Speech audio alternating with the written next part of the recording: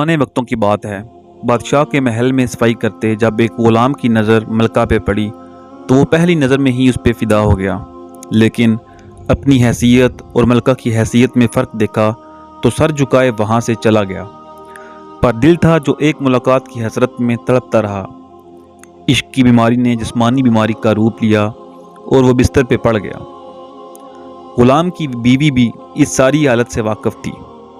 غلام کی خراب حالت کی بنا پر اس کی بیوی اس کی جگہ کام پہ لگ گئی۔ کئی دن تک جب غلام ملکہ کو وہاں نظر نہ آیا تو اس نے اس کی بیوی سے دریافت کیا۔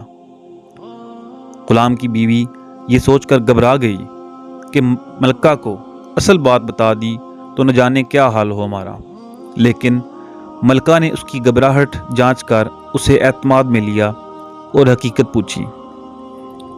غلام کی بیوی نے وہ ساری صورتحال ملکہ کے گوش گزار کر دی۔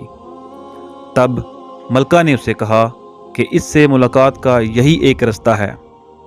تم اپنے شوہر سے جا کے کہہ دو کہ کل وہ شہر سے باہر کسی رستے پہ بیٹھ جائے اور بس اللہ اللہ کرتا رہے، نہ تو کسی سے بات کرے اور نہ ہی کسی کا دیا ہوا کوئی تحفہ قبول کرے۔ ایسا کرنے سے جب اس کے چرچے بادشاہ تک پہنچیں گے تو ملاقات کے رستے کھل جائیں گے۔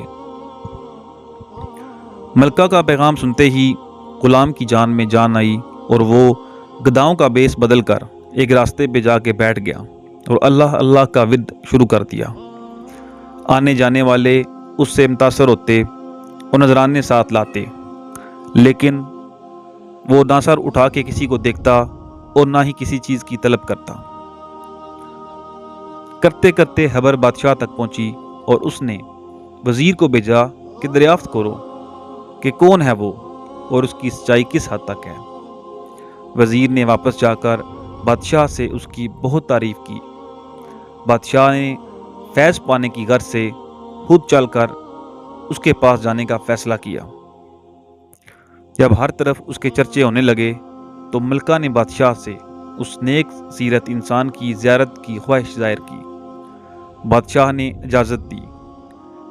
اسی اثناء میں غلام کو اس بات کا احساس ہوا کہ اب تک وہ دل سے نہیں صرف ایک دنیاوی مقصد کے تحت ہی اللہ پاک کے نام کی تسبیح کر رہا تھا۔ وہ جھوٹا ہے لیکن پھر بھی اللہ کی رحمت اس پر اس قدر ہے کہ لوگ اس کے سامنے جھک رہے ہیں۔ کیا بادشاہ اور کیا عام آدمی سب ہی اسے عزت دے رہے ہیں۔ یہ کرامات تو صرف زبان سے وہ پاک نام لینے کی ہیں، اگر سچے دل سے اس نام کی تسبیح کی جائے اور کتنی رحمتوں کا نزول اس پر ہوگا۔ جب ملکہ اس کے پاس پہنچی تو اس نے سر اٹھا کے اس کی طرف نہ دیکھا اور وہ مطمئن ہوئی کہ کوئی آج اس کی وجہ سے اللہ کے قریب ہو گیا۔ وہ روتی ہوئی واپس اپنے محل چلی گئی۔ بے شک اس پاک ذات کا ذکر اپنے آپ میں ایک رحمت ہے۔